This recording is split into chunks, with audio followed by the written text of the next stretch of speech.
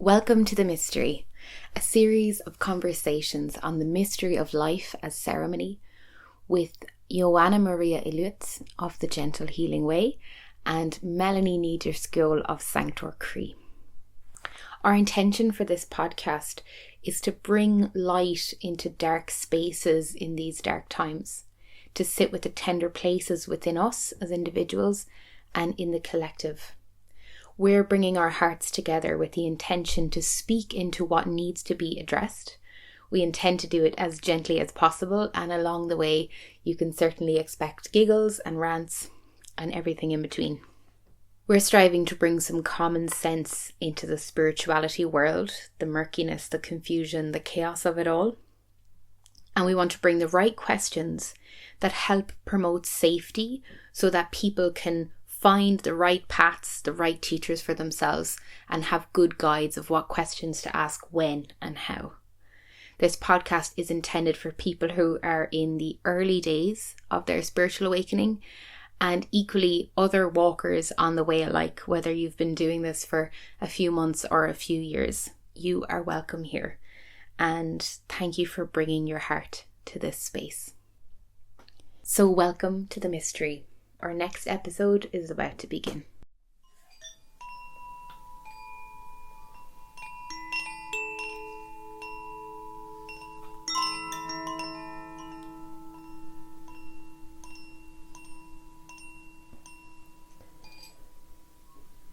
Welcome to a new episode of Welcome to the Mystery, a podcast with Melanie Drisceoil and Ioana Maria Iluit.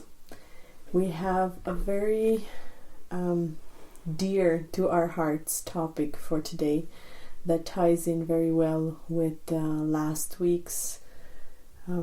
episode's topic. Namely, we're going to talk about connecting to our ancestors in a good and healthy way, in a way that honors them and their paths and allows us to move ahead with our lives, and to move ahead and to move on in a good way as they have moved on into their world. Yeah, beautiful.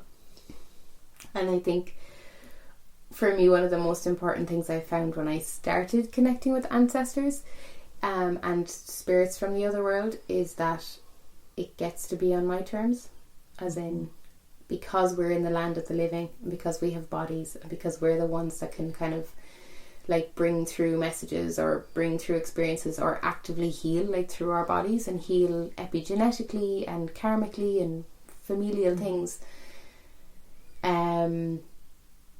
It gets to be with consent, and sometimes when we're not aware of that, it can feel very overwhelming and really overburdening.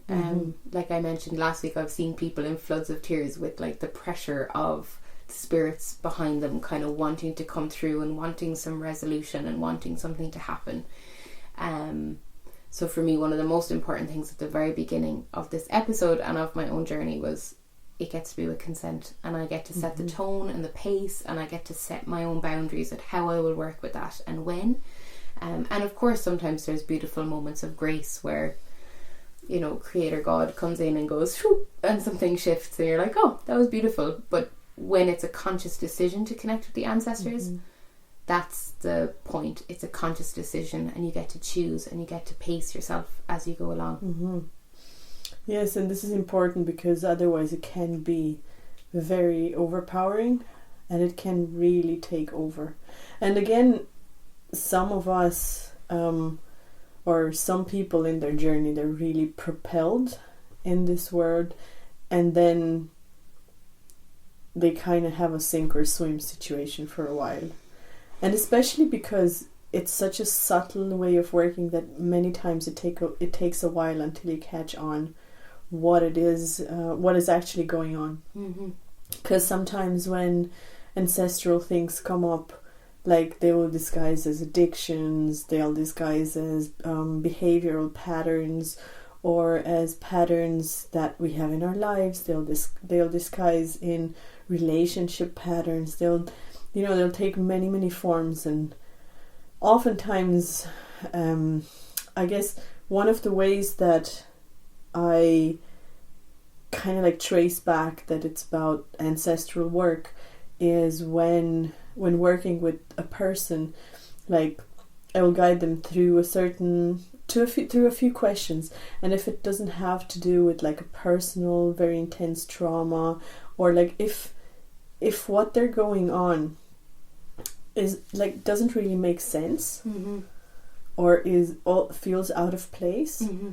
then many times it's going to be something ancestral related. Yeah. And this is actually the best case scenario, because most of the time it's so tangled within our own history and within our own DNA, and the way we repeat our just our ancestors' patterns over and over and over again until they stop. And that's the good news. Yeah, they get to stop. They do. And the phrase that's been rolling around in my head for the day is "bless this mess." Mm-hmm. And we've said as well, and there's a song, "Bless This Mess." Yes, a song by Roman. He's an artist that I really love and appreciate dearly. Yeah.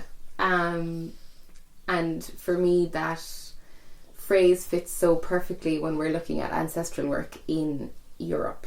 Mm-hmm. Because for the most part, while of course we have, like, as we talked about last week, people who are of the land, who've been living in lands for a very long time and to some level are indigenous, for the most part in Europe we don't have these very long uninterrupted lineages mm-hmm. of remembering how to work with the ancestors, like they do in Turtle Island, like mm-hmm. they do in Africa, like they do in India, like they do in many other places in the world. Like, we've lost that, and because we've lost that, we've also often lost our luminous guides and the really strong ancestors who can really help with the work in a really good way. And that puts us in a tricky situation where it's quite messy. There's a lot of collective things trying to be resolved.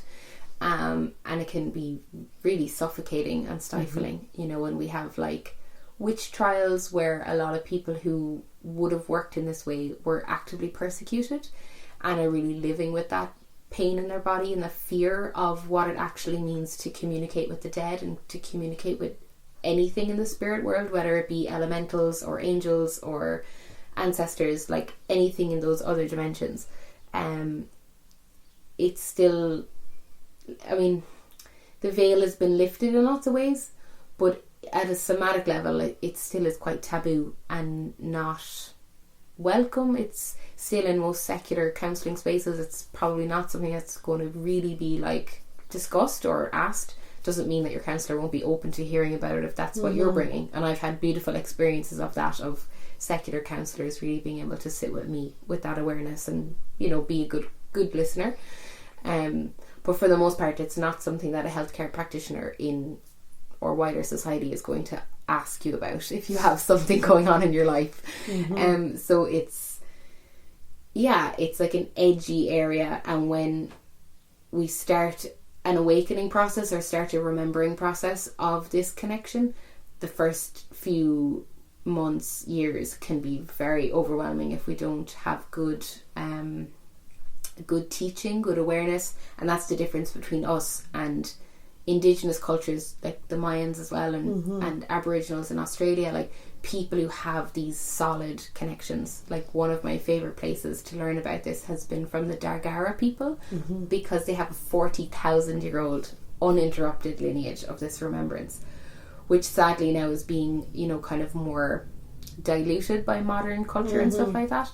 But they still have that. And I know from sitting in ceremonies with you and with John and with Inigus and other people, that like people from Turtle Island also have these very strong ancestors who are able to come in and work in ceremony. But here it's something we don't have quite so accessible to us, and so it's a mess. And so bless this mess, and let's go gently. Gently, yeah, and like find our way through this chaotic thing. The way I usually express it is that it's not like these ways are lost, but it's almost like they've been misplaced. And one thing I want to mention, like as a, just before we start getting into this topic, is that I really have a strong feeling that in the West, in Europe right now, as a majority, like I feel that we are very privileged, that we have a very privileged position in which we're probably second generation of peace, first or second generation of living in peace.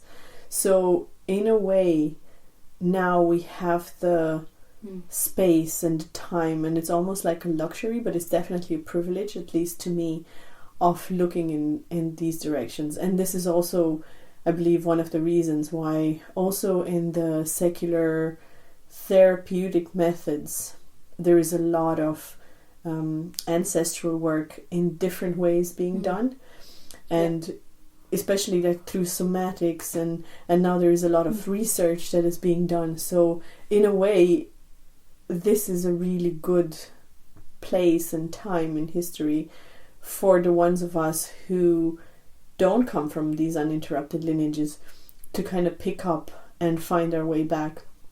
And one of the things, it's not my way, but I really respect it and I really appreciate it, is how today, because of all these methods that are coming up, because of all these resources, we can connect to our bodies and to our hearts through our minds, through the therapeutic methods. And then some people will just take that and just go deeper, and then they'll go deeper, and then they'll go deeper, and then they'll listen more. And then we get to what we were talking about last episode, when we become nature and we become one with that pulse of nature, and then we can listen, and it can be like a dance, you know. It becomes like a well-oiled machine after a while. Yeah, beautifully put. Yeah, I like how you frame that, actually, because I often wouldn't think of somatics and things as like in secular culture, because to me their origins are so like of spirit, you know, but they are actually becoming really everyday, and even like research on epigenetics and showing how our genes can be tagged and are holding these codes of remembrance. And like I've had conversations with people who would have a more secular view and who are talking about how ancestral patterns are passed down through linguistic models. And I read a really great book when I was doing my training. We were recommended this book by Mark Wolin called It Didn't Start With You, which is a beautiful read for this subject matter. And the way he works, he looks at these kind of supercharged words that people will bring when they're sharing about something or something that's going on. Like, for example, there was one woman, she was Jewish, and she had this, you know, she was having suicidal ideation and she wanted to not be alive. And her feeling was that she wanted to be like extinguished or like evaporated. And that was a really unusual word in that context. So he dug a little deeper into it, and I kind of went back to the Holocaust and people in, you know, the concentration camps and the way they were dying, that it was that specific language that was coming up. And something he's also mapped in his work, and that many others have mapped, is that oftentimes ancestral patterns can appear at a certain time in someone's life that something happened for an ancestor. So maybe your great aunt Tessa, I don't know why she's called Tessa, but maybe she was put into a mental asylum when she was 28 because she had a miscarriage and she had huge grief, which came out in all sorts of ways, and people couldn't cope with it, and they put her in a mental institution, and maybe she was never the same again after that. And maybe that a person in her line, her like great niece, might suddenly at the same age start having similar big grief and kind of, you know, hysterical outbursts because of like all this pent up emotion that like isn't hers, but it's been trying to work through the family system so that it can be resolved. I have a really good example from personal work in this regard, and this is an example that I'll always give, and this is one for the skeptics as well. Because if any, like, this is a challenge, #challenges. Like, we haven't done the hashtags in a few episodes. I think it's time we resurrected them. Yeah, they're officially back. I really challenge anybody who, skeptic or not, like if you want to explain this, please go ahead. So the way it works was I was doing this group and we worked with the same group of women for a year, so we knew each other very intimately. It was a very small group, it was very intimate and it was very deep. We went very deep. And we were having this retreat. It was in the mountains. And we had been preparing, like part of the retreat was this big ancestor ceremony, and there was like a few days of preparation before. And yeah, in Romania we have a lot of tools of working with the ancestors, so I feel really blessed from having that kind of a background. So we had put a lot of work into preparing ceremonial ancestor food and all of that, and we were just sitting down and we were having this small circle and in preparation for the ceremony that was going to happen that night. And she just started talking, and she started talking about her brother and the fact that it was a very specific thing. Like, he came from America and he had been there for a really long time. He had worked there for a long time, and he came, but he didn't have a lot of money, and he came and he was sick and he died. And it was a very, very strong feeling because it was extremely specific. Like, there were a few, like you were saying about the words, there were a few things in the story that were extremely specific. Mm-hmm. And then we just started exploring, and I asked, okay. And it was almost like I didn't ask, like it was asked through me. Mm-hmm. It was very, very strong. And I said, well, did that happen before in your family? And then, as it turned out, I don't remember if it was her grandfather or her great-grandfather, had gone to America, had worked, had made money. On the voyage back on the ship, he was robbed and he came back with nothing, and then he got sick. So it was just one of those things where sometimes, like, this is a very extreme example. Yeah. This is an extremely extreme example of how these things can work, but many of us will have these ancestral patterns within our lineage in more subtle ways. For example, one of the things that I see a lot, like this is something that would be extremely often, is, and this is trigger warning now, is sexual abuse in women and in men. But this will be something that tends to play out a lot through the lineage, over generations and generations, in different ways. And so it's really interesting to see, and it's really interesting to catch, and it's really interesting to kind of go to the source and then see how that can be undone, or how that pattern can be stopped, or so that it stops. And what usually happens is that sometimes over generations it will just change shapes. So maybe a few generations ago it was an actual sexual abuse, but now it can be somebody who for example gets herself into emotionally abusive situations all the time. And then when it's nothing that can be traced through things that happen in their own life, it's 9 times out of 10 ancestral. Yeah. And I think especially with sexual abuse, because we grow in the womb of our mother, and when we were an egg, we were also in the womb of our grandmother. So at like a somatic level, whatever they were experiencing, the cell that we will come from was also experiencing. And even like the tension patterns of the womb, or how it was holding, or like the emotional vibration of a certain dynamic, like those things will be kind of like mapped at a cellular level, that then will either need to be kind of like trained out. Like maybe we might inherit that from our mother, but maybe our mother will do some really good healing in herself, that can kind of shift for the children, because they get to see the mother learning a different way of being with that, so it doesn't affect them quite the same way.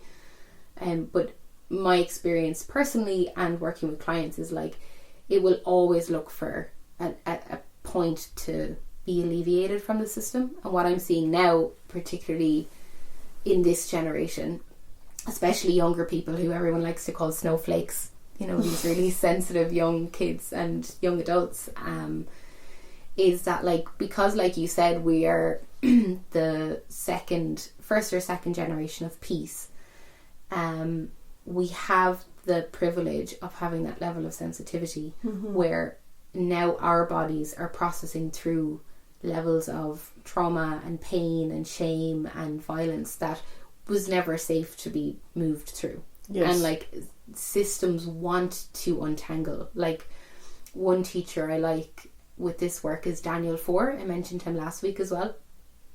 And something I learned, I think kind of through his model of ancestral medicine, is how like the ancestors are always trying to kind of resolve their stuff. Life is always trying to resolve its stuff. And when you give it a wide enough time span, it will resolve. Like that's the way nature goes. It's like the Li of the Tao, you know, the way of the Tao. It just flows like the rhythm of the river, and will eventually find its own resolution.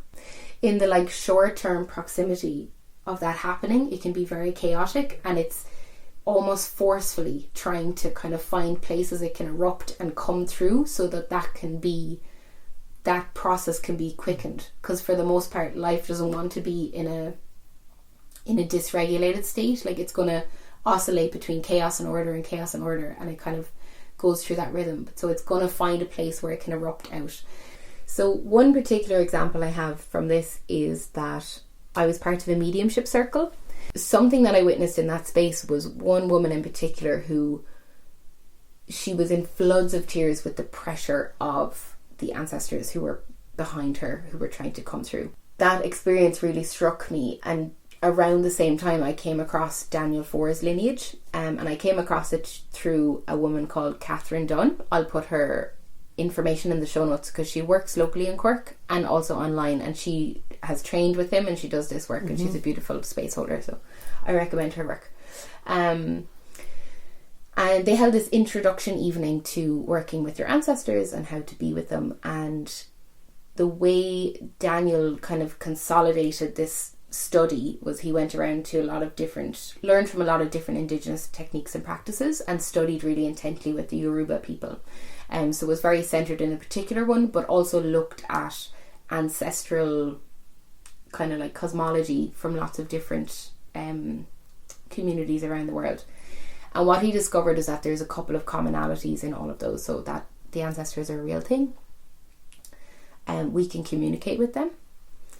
They are not all well, and they can heal. That can change, and we can have a direct relationship with them, which is part of how that healing can come through. And something that was particularly offered in that was, which I think is a number one practice that like you can do just from listening to me share about this now, is set boundaries with them and ask for the luminous wise well guides on your line to be close and near to you, and the guides that are not well to be outside of your energy field. That you get to just set that really clear boundary. And I was just sharing today on Instagram about how our voice is our most powerful tool when it comes to like energetic hygiene. And of course we can smudge and we can use crystals and we can use other things, but when we actually like invoke something with our voice, that is like the most powerful way to set our boundaries with the spirit and with the other worlds, like to claim our space and ask for the luminous wise ones to be with us, and those who are not well to be outside of our field. And as a practice, I've found it very clean, very clear, and really helpful, particularly in a European context where we don't have this remembrance, because the way it works is you look for a guide on a line, and you could be going back 100 years, 1,000 years to a guide that is in right relationship with the land, with the teachings, with this type of ancestral work. You ask them if this is the guide to work with, and then what you do with the guide is you ask them to put your ancestors in a prayer cocoon and you witness. So you're not doing the healing. You're asking a guide on your line who has the capacity and the gifts and the ability to do this. You're inviting that spirit to come and help your lineage heal. And then you get to be part of the welcoming them back and receiving the gifts and receiving the blessings that are there. But it's like, it takes the onus of, you have to do all the healing work of all your ancestors off you. And that will happen anyway because it lives in our body. And I think that's where the somatic piece comes in. But as a practice where you get to work with a luminous guide to really help alleviate a lot of this, I think it's a very good approach. And also, it's really important to understand that not like one person doesn't have to do all the work. Like the lineage work, the ancestral work is very evenly distributed. Well, not really evenly, not all the time. Some people in some lineage draw the short straw sometimes, and actually it's usually the black sheep, I think. But the way I see it is that everyone in the line is holding it, and you can see it in their bodies, you can see it in how they live. Like, everybody has a share of it, but only some people will actually be able to actively engage with it. One thing that I find very important and that I always talk to my clients about is to not start to overly identify with, oh, I'm doing this work for my ancestors, and completely identifying with this particular body of work and trying to do it all, because that will guaranteed get overwhelming, and that will come from not a healthy place, like what you were saying earlier, where you feel like you are doing it, and that's not how this works. It's not you doing it. It's Creator doing it through you. It's you working with the wise ones in your lineage. It's much. It's not you, right? Yeah. It's a little bit you, but like the tiniest bit you, but not. That's not the majority of what's going on. Yeah. But so that's important, and sometimes I've experienced that so many times when I will tell this to clients, and I go like, look, you don't have to do all the work. You know, you have cousins, you have aunties, you have uncles, you have nieces, nephews. Like, they will also have to do part of it and their share in it. Yeah. So that's also like, okay, some of us will have to do certain chunks, and for some of us, the way our lives go, certain things will pop up. And it's really important to understand that when we talk about, like what you were saying with the mediumship, like when we work with ancestors, we're not talking just about the ancestors who lived like 4,000 years ago. We're talking about the ancestors that maybe like passed away 2 years ago. And so one of the examples that I like to give out of my own experience, and just one of the things that I've kind of studied over the years is, like, I come from Romania, and the first 6.5 years of my life I lived in a very full-on dictatorship. Times were rough. It wasn't easy, right? And one of the things that did, and one of the ways the systems worked, is that being different in any way was basically dangerous, in the sense that you could lose your life, because there was a certain thing, like there were certain music you were allowed to listen to. You could go, just to put it into context for people who don't know dictatorships, like you could go to jail for listening to the Rolling Stones if you got caught. That's the level of control and fear that I'm talking about. And anybody could spy on you. It could be your dad or your uncle or your brother or your mother or your cousin it could be anybody, and that was actually encouraged, right? It was encouraged, it was rewarded. So what that generated was an insane amount of fear, and living with this complete fear that something, like the shoe's going to drop, like something's going to happen, and constantly looking over your shoulder. and just going, oh, okay, what's going on? Who can... And also with the fear of being different, of acting differently, of speaking differently. And I remember as a child, I was completely, like, every single cell of my body was absolutely rebelling against the fear. Mm-hmm. And one of the things that I remember, especially as a teenager, and I still have it now, and my mother would say that I'm just stubborn. And I agree with her. I absolutely 100% agree with her. Was that I refused to be part or play out that fear. And because I could see it and I could feel it and see it everywhere. Mm-hmm. And it's not like it was anybody's fault. It wasn't my parents' fault, it wasn't my grandparents' fault, it wasn't anybody's fault. But it lived there. And it lived in our DNA. And it lives in my DNA. Like, mm-hmm. I feel it. It's there, it's part of it. And then when you look back, you look that. So that's just, what? That was 30 some years ago? That was like 2 seconds ago in terms of history. Mm-hmm. And then you look back and witch trials, and you look back at all the times in history when speaking out something that wasn't mainstream was was dangerous, basically, mm-hmm. was life-threatening, mm-hmm. could cost you your life, mm-hmm. and could cost you the life of your families, because that was one of the things that happened in communism. It wasn't just you who was being punished, it was your entire family system that could get punished over it. So this is something that, like, I know very intimately in my cells. Mm-hmm. It's something that I will never fully dissolve, mm-hmm.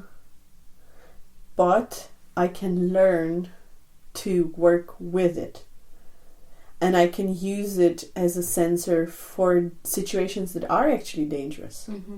where I should be afraid, and I can use and work with those hard experiences of my ancestors in that way to, for example, make sure that doesn't happen again. Mm-hmm.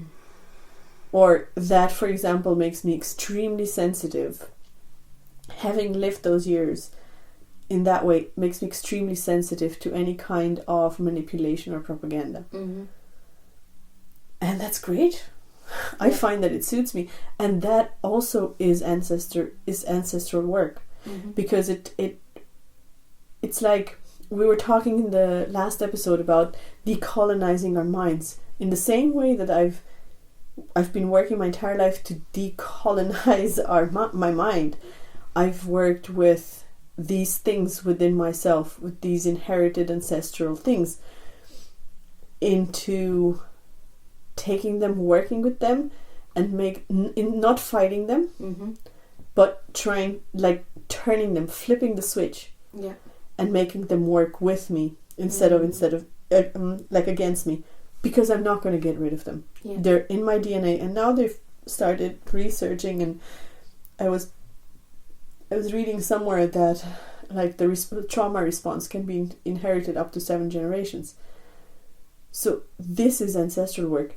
Me working with myself, with my reactions, becoming aware of, like, for example, in this particular case, all the fear that I have inherited, and seeing what I can do with it, mm-hmm. and how I can work with it. And by doing so, I am not only honoring my ancestors, mm-hmm. I am putting a little piece of thing in there, a little nugget of work in there for their peace, mm-hmm. because I am doing something that they could not do. Mm. Yeah. And by that, just by doing that, it brings incredible healing to the system. So it's not always like, this is one of the things that I want to really be clear about. It's not always big, huge things, mm-hmm. when we talk about ancestral work. Sometimes it takes doing something different. Mm-hmm. Sometimes it takes a small piece of work within ourselves where we change our our way of expressing ourselves in the world. Sometimes it takes different way of relating with somebody. And for example, say, if I can be aware of this and hold it and hold the love for all the people who did live in fear within me, and hold it with love and take it and hold it in myself and do something else with it, like, this is one of the most beautiful and simple and graceful ways of doing ancestral work. It's completely non-spectacular, and this is one of the things that everybody can do. And it's the little things. Yeah, beautiful. Beautifully described. I mean, you've just described the process of alchemy, of turning the lead into gold and subverting the experience, and rather than it being about what happened to you or to your people, it's about what you do with it and where you let that impulse go. And we're all the descendants of war.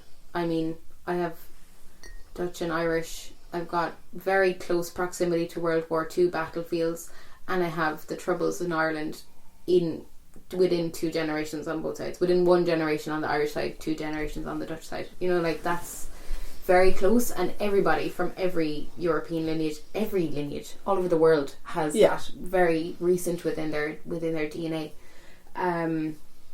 And yeah, it's a beautiful way of like subverting it and using those same kind of impulses for like protection. Or I have some kind of frugal parts that can make a really good meal with very little, thanks to the fact that my Dutch ancestors were taught how to be frugal to survive wartime. You know, I'm like, cool, you've got nothing in the cupboard except some like dried old beans and lentils and a thing of tomato paste.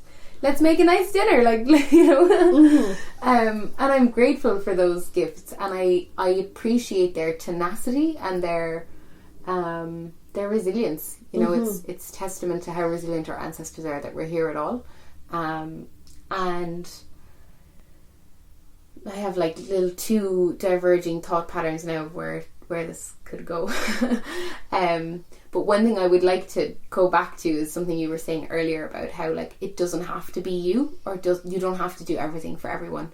And actually, for me, it's like there's the boundaries in the spirit world, and that's an important piece to get clear on if you're finding yourself in this realm where this ancestral work is being very kind of loud in your life, or collective healing is being very loud in your life, or healing in any regard. You're like the one in your family who's doing a big piece of healing in a kind of a psycho-spiritual way. That is one dimension. But the next dimension is like the human boundaries of reaching a point of saying, actually, I've had enough now, and I don't need to do this work on your behalf. And when you can set clear boundaries with family members or loved ones, when you actually say, no, I'm not going to keep doing that for you, you actually give them the opportunity to really step into their own healing. Whereas if the person in the family system who's always the healer is always the healer and is always ingesting everybody else's stuff, they're like the kind of like almost like a lighthouse, or like a moth or a flame that all the moths are being drawn to. You know, all the stuff is going to go there because that's the open channel. But if that person decides with their human to go, okay, I can do this psycho-spiritual work, but I'm actually going to tone it down a little bit right now and say no, because I want to just live my life and I want to just enjoy. Of course, sometimes work just happens, but you can say, actually, not today. I'm not going to go into that process. I'm not going to go to that ceremony right now because I know it's going to touch on stuff. And actually, I've just gone through a really big process and I want to just have some peace. So I'm actually going to choose to go for a walk in the park instead. You know, you get to choose these things. And when you do that, and when you set clear boundaries with spirit, within yourself, and have discipline with it, and with your family or people around you who you feel like, oh, they never do their own healing. When you set firm boundaries, and maybe it means withdrawing your energy, or saying no, or having learning communication skills to be able to voice something in a new way, or making requests of people, or just kind of not shutting down, but you know, sometimes you just need to have a very firm no where you have a space from someone for a while. That gives that person space to reflect on why this pattern is now changing in you, in their family system, or in the way things have always been, something that is now different.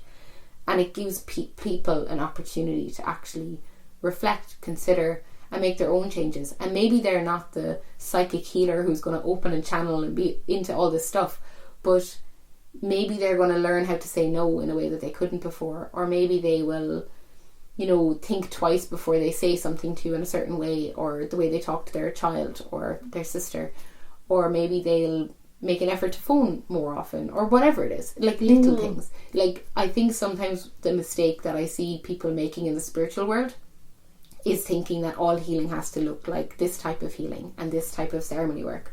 But sometimes somebody's healing is going to the gym and being really disciplined with themselves, or learning to cook lovely meals for themselves when they couldn't before. Like, healing isn't just, energy work and prayers and connecting with Creator. Like, Creator loves everybody. God loves everybody, no matter where they are.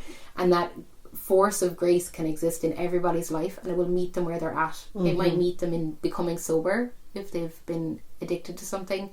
It might meet them in, you know, learning to connect with people in a different way. Like, there's a whole host of ways. But I think sometimes that's the mistake that I have seen myself and other people making, of thinking, it's all on me, so I have to do it all. Oh, God help me, like, poor me, I'm the victim, I'm the healer.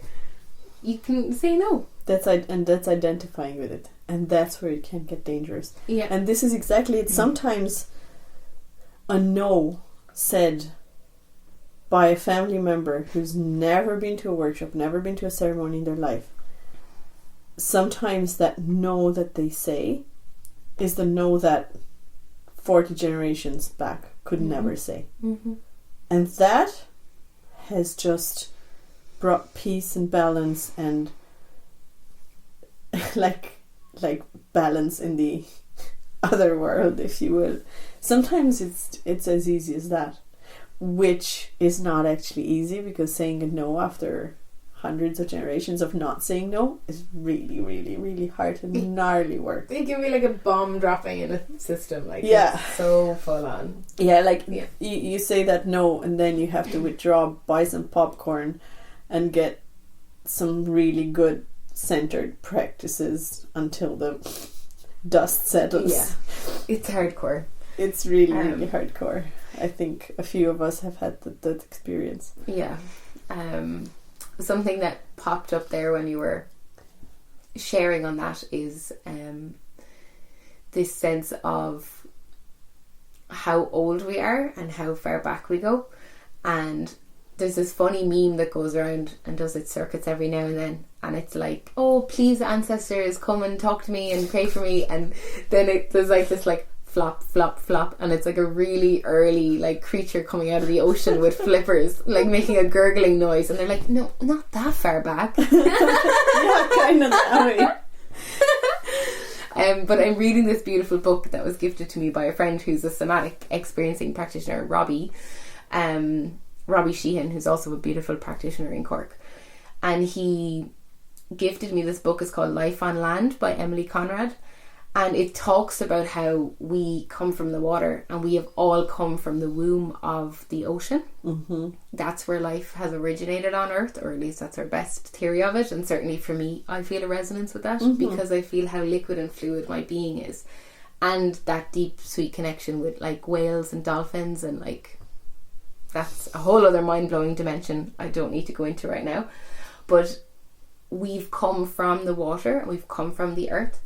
And part of that is like this like molecular aquatic memory that we have in ourselves. And that's part of why somatics is so deeply healing. And because it's in the body, and because we're water, and because water like retains the memory of experiences in a way that I can't explain perfectly.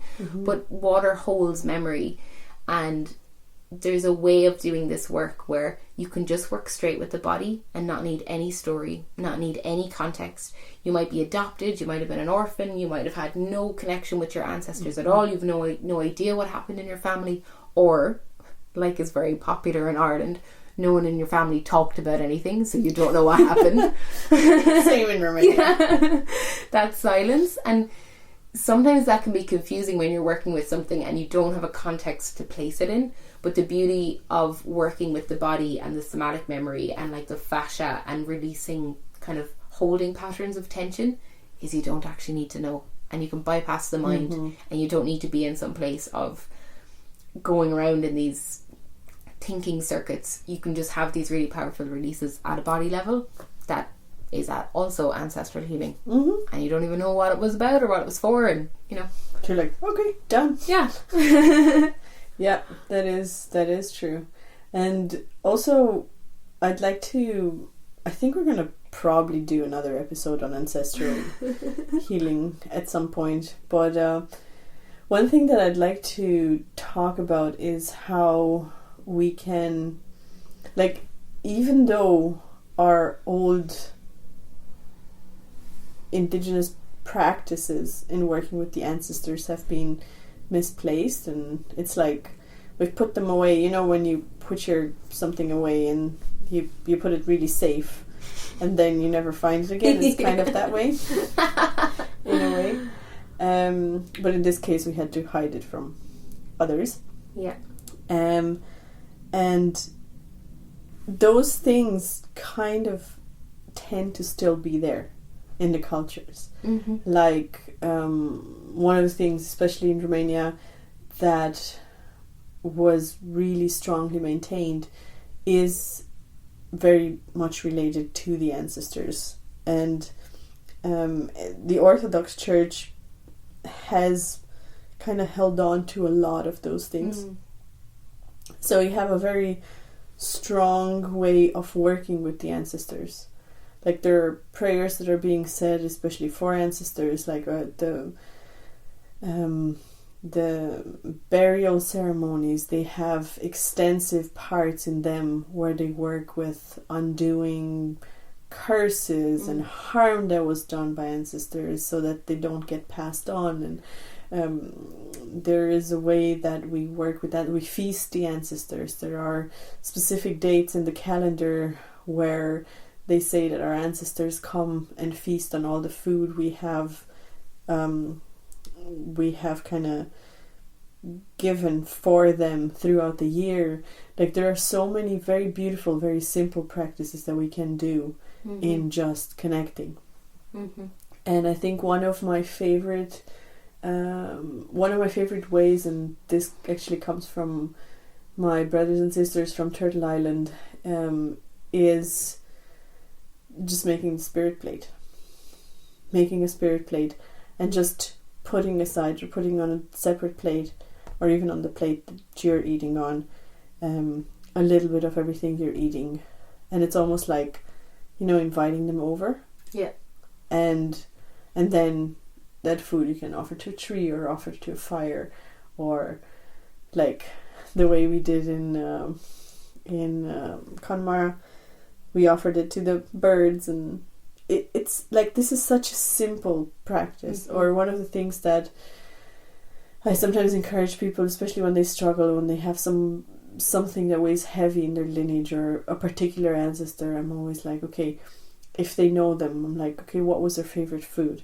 And then you just cook a big meal with their favorite food, and you invite your friends over, and you feast the people in their name. Beautiful. Basically. And it's almost like giving them a little boost on the other side, and these are really simple everyday practices that we can reintroduce in our lives. Or some people, they'll put an extra chair at the table, or like, there are so many very simple things that you can do to honor them. Like, one of the things in the circles, sometimes you'll see, either somebody won't show up, or many times what happens is I miscalculate, which happens a lot. So then I'll end up with an extra chair. And then I always leave it be. I'm like, no, that's good. Like, that's for them. That's for them there. It's it's really bringing this into, because one of the things is that in our modern Western brainy minds, we have created this type of a separation between us and them, and between this, and yes, there is a clear distinction between this world and the other world, or the other worlds. That being said, we have separated ourselves from that connection, from that natural connection that you were talking about earlier. And one of the things that we can do, one of the most simple things that we can do, is bringing that back into our everyday awareness, into our everyday life. Yeah. And like just when we go to a place that reminds us of our grandfather, grandmother, auntie, uncle, whoever passed away, who's in our lineage, who we would have connected with, or and just like, oh hi, how's it going? Or sometimes people, one of the things that is still left is people go to the cemetery, but even when people go to the cemetery, they've kind of forgotten to connect sometimes. Yeah. And it's not like you're having a chat with them, but it's just that acknowledgement and that bringing things back into the awareness of, yes, there is a border, a boundary between our worlds, and they are not so far away. Yeah. I had an experience a few years ago where I had kind of like a past life experience, and when it comes to past lives, I don't necessarily believe that my exact soul was incarnated then, but I felt like I was bringing through a little piece of history that was helpful for me to witness and see and understand and kind of participate in from the vantage point I was at. And what I experienced was being a woman who was being prosecuted and burned as a witch, being very angry, putting a lot of curses on a lot of people because she was very cross. Who could blame her? But what I witnessed was like this kind of like time capsule of the remembrance of the medicine. Like you said, like it's kind of like misplacing your keys or putting something in a super safe place. It was like that process I could witness in her experience of her putting these remembrances into a very safe place in the other world and in the bodies of the people and in the land, like in many places, and everyone has different keys to unlock different pieces of that. But what I sensed was that she was sending it forward for a time where it could be anchored into the world again. And I really believe that my experiencing and receiving of that was a little piece of that now is a time where it's safe to remember, and like your experience of how you grew up with all of that fear and you can't do things and certain things are taboo, like to some degree we still live in that. There's still this skepticism and taboo-ness, but it is more safe than it's ever been to like explore and try these practices and leave the extra chair or have a dinner where you're feasting your ancestors or do these kind of like, I'm going to put in air quotes, like quirky things that people might kind of roll their eyes at or not be sure about. But it is a safe time to start exploring and feeling into and tapping into that stuff. But I guess, like, I feel like I started with a note of safety and I feel like ending with a note of safety again, because that woman really struck me. And just my own experience, I've had some very full-on experiences that, like, if I had better wisdom when I was going through it, maybe it could have been toned down a little bit. And like, I don't wish it was different for me, but if my experience can make it different for somebody else, then I would like that, and for me it comes back to, and I think we'll probably talk about this more at another time, but the kind of dynamics of the other world and the spirit world. Like, there are the ancestors, there are angelic beings, there are demonic beings, there are which feels taboo even to say, but I'm like, it's safe to talk about this, it's okay. Taking my own advice. There are otherworldly beings and a whole host. It's like a pantheon. The gods and goddesses, like the Hindu gods and goddesses, the ones that you find in the Mayan tradition and Aboriginal, everything exists in like the other world, the Tuatha Danann, all these beings, all these stories. Like, it's such a pantheon of myth and legend and experience, and it's beautiful. It's this whole other world. And above all that is the creator. Above all of that is God. Above all of that is the source that it all came from. And I think when it comes to any of these practices, whether you're personal healing, collective healing, ancestral healing, whether you're going for a walk to look for a crop circle and look at aliens, whatever, like, do what you gotta do and what you feel called to do.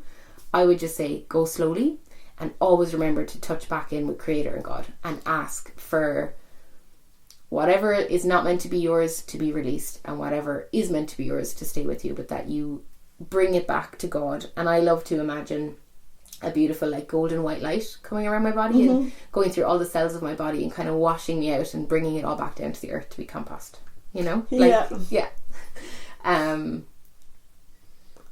And I think that's for me, that's just like an energetic hygiene thing that I think is helpful with any of this work. Like, it's great to explore, to listen, but just be safe and gentle with yourself as best as you can, because we can do things the hardcore way, and sometimes we do and we need to, but it doesn't always have to be that way. And Ioana's like practice name is the Gentle Healing Way, and I certainly feel like I try to bring a gentle healing way as well. And I think just it's important to put the fail safes into a podcast, just like they've put them into sacred sites, and you know.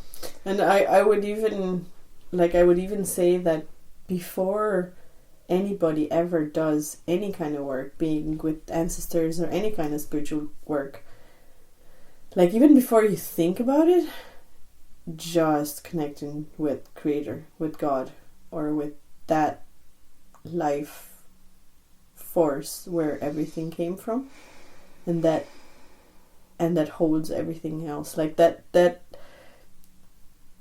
I don't know, from the way I was taught and the way it's been drilled into me, it's so common sense that, so I'm really grateful that you mentioned it that way, because that is where it all starts, where everything starts, and that is where we finish our day. And and then up and that is the fail-safe, that is the ultimate fail-safe. You know. And also, when in doubt and when in hard times, seek a good practitioner.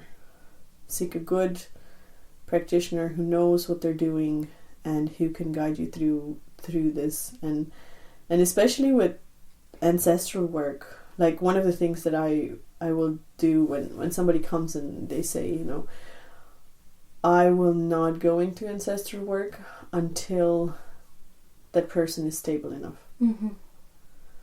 So until there is some sort of a nervous system regulation, until I have a sense that they're safe, they feel safe within their bodies, that they have a good sense of personal, physical, emotional, spiritual boundaries. So they're like, I won't even go there, because sometimes people will come to me and they'll go like, oh yeah, can we do this? And mind you, working with ancestors and ancestral work is one of my favorite things to work with, because it's so beautiful and it's so deep, and just connecting in with all those bloodlines is just beautiful and overwhelming and so humbling. I love doing it. I love working that way. And I won't do it unless I feel that person is stable, safe, well within themselves, and connected and protected, and their system is going to be able to hold the work. And it's not going to traumatize them more than the traumas themselves. Kind of thing. Like, that's another thing that I feel to be very important when we talk about working with ancestors and lineages and all that work, and also the aftercare. And so it's not something that I'd say, oh yeah, everybody just go and, you know, do ancestral work with your lineage. I'm like, no, let's just see. Let's see how you are in your bodies. Let's see how your life is, how stable things are right now. And then, then we can see, then we can go there, then we can go in that direction. It brings me so much like joy and gratitude to hear you talk about that approach, like just the slowness and the with the nervous system and the body approach, you know, when it comes to any of this work. It makes me feel really like, it brings me a feeling of peace to know that like you're working like that, and I do my best to work like that, and that people work like that. And so it's implicit anyway, but to make it explicit, you can book a lovely healing session with Ioana if you want to. She works online and in person. And me too. I'm more online at the moment and also not taking on very many clients. But if you're curious, you can reach out and always have a chat. We're here for conversations.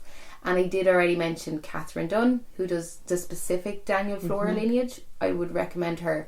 And also Robbie Sheehan does somatic work in person, but also does the Hyoki method. It's a type of kind of spiritual counselling approach as well with the body, and he does that online too. So there's options, and it's, I just think, nice to gather that list and to really, for people to really listen. You can go back to episode 3, Seeking Good Practitioners, to tune into that to hear what might be a good approach, but to really listen to your heart and to see who might be the right person if you're looking for more help. And it's a pleasure to sit and know that there's listening ears at the other end of this, and very grateful for people listening with us. It's lovely. And please do send us any kind of questions, or especially when it comes to ancestral work. Like if you have any thing that you're curious about, or that you don't know, or that you would like to know, or that you would like us to talk about, especially when it comes to this topic, but also with all the other things that we talked about, please do reach out. Yeah. Via Instagram or our personal pages, or, you know, send a carrier pigeon. Just reach out. Not really, I'm very seldom home. You can reach me by horseback. Yes, you can totally reach me by horseback. So, yes, I think this is it for today. And we are definitely going to come back to this particular topic and explore it some more. And it will also depend on what you would like us to explore. So until next time, we say welcome to the mystery, and stay with the mystery, and see you and hear you next time.